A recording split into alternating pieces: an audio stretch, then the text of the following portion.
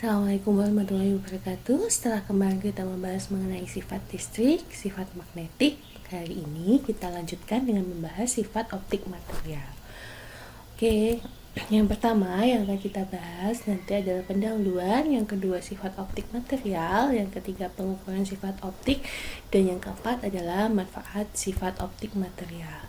Nah, bila suatu berkas cahaya dikenakan pada suatu benda, maka akan terjadi salah satu dari 3 kemungkinan. Nah, apakah 3 kemungkinan itu? Ada yang tahu?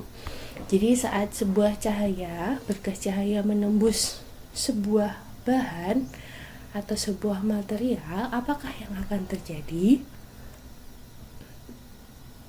Nah, yang akan terjadi adalah nanti akan kita pelajari ya. Yang pertama kita akan membahas material optik. Jadi kalau kita membahas material optik itu adalah kemampuan benda atau bagaimana sifat benda saat benda tersebut diberikan sebuah cahaya.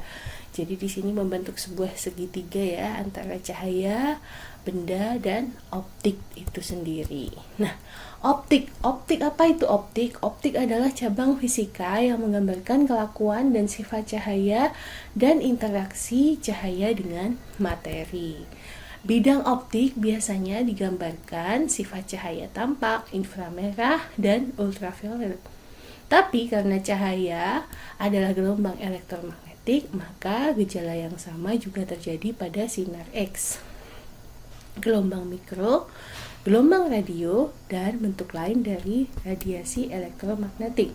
Nah, kalau kita membahas mengenai optik tadi dijelaskan sebagai gelombang elektromagnetik adalah gelombang yang dihasilkan dari perubahan medan magnet dan medan listrik secara berurutan, di mana arah getar vektor medan listrik dan medan magnet saling tegak lurus. Berdasarkan teori Maxwell yang menyatakan bahwa gelombang elektromagnetik yang didefinisikan sebagai perubahan medan listrik dapat menghasilkan medan magnet. Cahaya termasuk gelombang elektromagnetik. Cepat lambat gelombang tergantung dari permisivitas dan permeabilitas zat tersebut. Nah, bila digambarkan seperti ini, jadi arah rambatan ada arah medan magnet dan arah medan listrik. Kecepatan gelombang elektromagnetik kita hitung dengan C sama dengan 1/, akar dari permisivitas ruang hampa dan permeabilitas ruang hampa tersebut.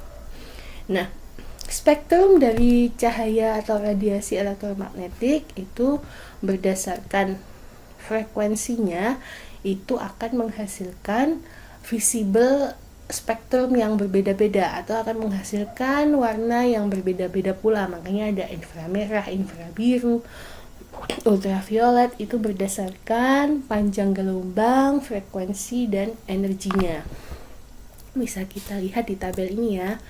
Nah, tadi kan di awal kita bahas bagaimana bila sebuah bahan itu dilewati sebuah cahaya, apa yang akan terjadi, atau apabila cahaya mengenai suatu bahan, maka sebagian cahaya tersebut ada yang dipantulkan, ada yang diserap, dan ada yang diteruskan. Sehingga rumusnya IO ini jumlah total cahaya yang mengenai bahan itu adalah IT.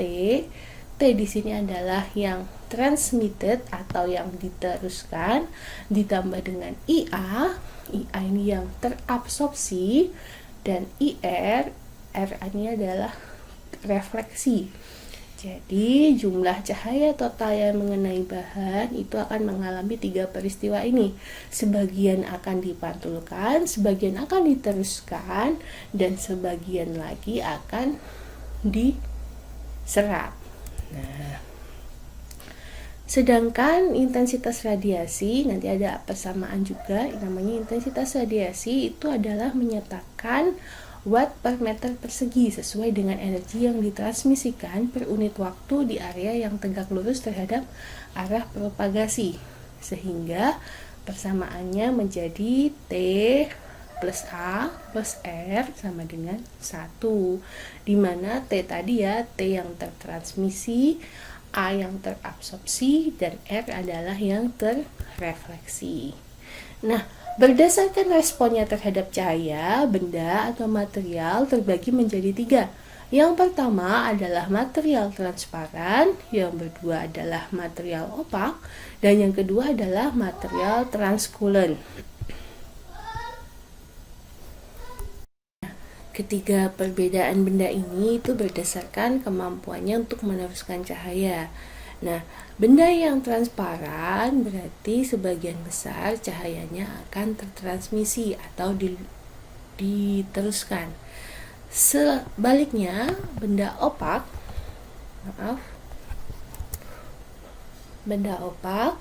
di sini ya, dia menyerap cahaya sehingga sebagian besar cahaya itu akan diserap, sedangkan transkulen itu akan diteruskan tetapi tidak semuanya.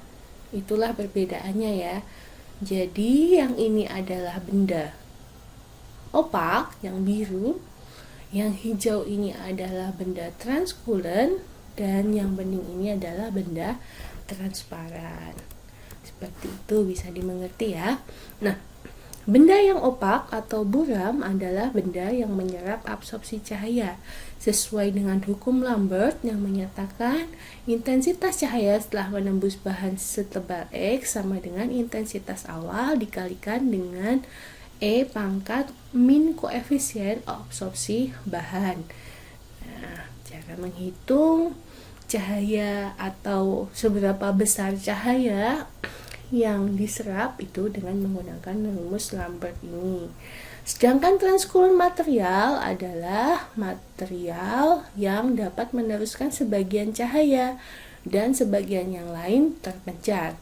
Benda ini menunjukkan warna yang lebih muda daripada benda yang opak, sehingga cahaya yang diarahkan pada suatu bahan tebal ini itu memiliki indeks Gauss yang berbeda-beda. Nah, lalu bagaimana sifat optik yang dimiliki oleh metal atau logam? Di sini ya, bisa kita lihat skema yang menunjukkan bagaimana foton diabsorpsi metal, di mana nanti ada elektron yang keluar sehingga terjadi pembelokan cahaya.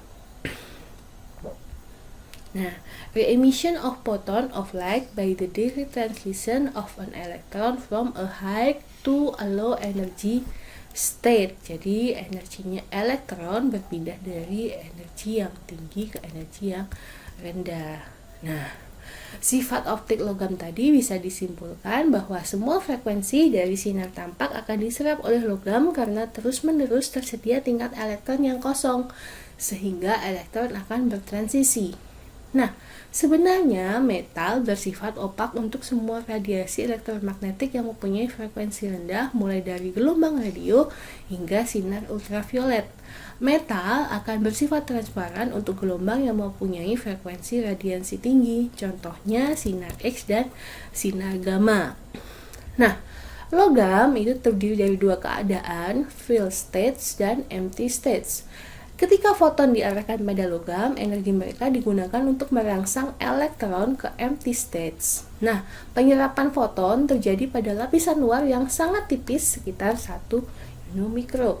Semua frekuensi cahaya tampak yang diserap oleh logam akan membuat elektron tereksitasi ke empty states, yaitu yang memiliki energi lebih tinggi sehingga terjadi transisi elektron. Nah, sehingga ada ini ya, tipikal band structure dari logam itu seperti ini. Ada macam-macam saat C, U, A, U, dan Ag memiliki sifat seperti ini. Jadi terdapat field states yang ada di band yang sama. Sedangkan Al dan Mg itu dia ada overlapnya. Lalu di semikonduktor itu seperti ini dan insulator seperti ini. Itulah juga yang mempengaruhi kemampuan logam untuk menghantarkan listrik. Nah, bagaimana dengan non-metal? Nah, skemanya saat non-metal diberikan energi foton itu akan seperti ini. Nah, bahan non-logam terdiri dari berbagai struktur pita energi. Dengan demikian, keempat fenomena optik seperti refleksi, absorpsi, transmisi, dan refraksi akan terjadi. Apa yang disebut dengan refleksi, yaitu saat cahaya yang ditransmisikan ke dalam material akan mengalami penurunan kecepatan. Fenomena ini disebut dengan pembiasan atau refleksi. Indeks bias N bahan didefinisikan sebagai C per V. Nah, refleksi ya. Nah, nilai refleksi dari beberapa material transparan bisa kalian lihat pada tabel berikut ini. Nah, lalu transmisi. Transmisi itu adalah intensitas cahaya yang ditransmisikan melewati suatu benda dengan tebal L dan koefisien absorpsi B akan sebanding dengan, jadi perhitungannya seperti itu, IT sama dengan I0 1 min F kuadrat E pangkat min koefisien absorpsi dikalikan dengan tebalnya. Nah, warna. Lalu warna untuk bahan-bahan itu ditentukan oleh jumlah frekuensi cahaya yang ditransmisikan, dan cahaya juga bisa dipancarkan kembali dengan cara tadi ya, transisi elektron yang terjadi di bahan. Perbedaan kecil dalam komposisi dapat menyebabkan perbedaan warna yang tampak oleh mata kita. Makanya itu akan menyebabkan warna yang berbeda saat ditangkap oleh mata kita. Contohnya ini ya. Saat kadmium sulfat itu ya, dia mengabsorb energi yang besar, maka dia yang akan nampak adalah biru violet. Sedangkan saat dia memberikan warna yang lain, itu maka yang ditransmisikan juga beda. Lalu Al2O3 itu menjadi tidak berwarna dan lain sebagainya ya. Itu makanya kristal-kristal atau apa itu bisa menampakkan warna yang sedemikian indah, itu karena ya dia membiaskan, memantulkan dan meneruskan cahayanya dengan bentuk yang berbeda-beda. Nah, teknik inilah yang digunakan untuk pewarnaan kaca dengan menambahkan doping pada saat kaca dalam keadaan cair. Doping yang ditambahkan ini diantaranya adalah Cu2+ untuk menghasilkan warna hijau biru, Cr3+ untuk menghasilkan warna hijau, CO2+ menghasilkan warna biru ungu, dan Nm2+ menghasilkan warna kuning. Nah, lalu kita akan membahas tentang dispersi. Dispersi adalah peristiwa penguraian cahaya polikromatik putih menjadi cahaya-cahaya monokromatik atau yang biasa kita sebut warna yang ada di dalam pelangi, Magicu Hibiniu. Pada peristiwa pembiasan atau pembelokan, hal ini membuktikan bahwa cahaya putih terdiri dari harmonisasi berbagai cahaya warna dengan berbeda-beda panjang gelombang. Nah, kalau kalian belajar mengenai dispersi cahaya, itu saat sebuah cahaya putih itu melewati sebuah prisma, dia akan dibiaskan menjadi warna yang berbeda-beda. Nah, selanjutnya apa sih aplikasi fenomena optik dalam kehidupan kita? Yang pertama adalah penggunaan fiber optik pada sistem komunikasi. Nah, saat pandemi seperti ini, saat perkuliahan online, semuanya berjalan secara online, internet akan menjadi sebuah hal yang vital dalam kehidupan kita, sehingga pemanfaatan fiber optik yang dipakai sebagai media transmisi data maupun informasi dengan kecepatan yang sangat tinggi dan error yang sangat kecil itu akan sangat bermanfaat. Informasi dalam bentuk elektronik ini diubah dalam bentuk digital menggunakan komponen encoder namanya. Selanjutnya, sinyal digital elektrik harus diubah dalam bentuk optikal fotonik dengan menggunakan komponen electrical to optical converter. Komponen ini biasanya berupa sebuah laser semikonduktor yang mengemisikan cahaya monokromatik dan koheren. Output dari laser ini adalah sebuah pulsa-pulsa cahaya. Pulsa-pulsa cahaya ini kemudian menuju kabel fiber optik untuk kemudian ditransmisikan ke tujuan yang diperlukan sebuah repeater untuk menguatkan. Kemudian pada bagian penerima, pulsa cahaya akan diubah kembali menjadi digital electrical menggunakan komponen optical to electrical converter. Nah, yang kedua pemanfaatannya adalah dalam sinar laser.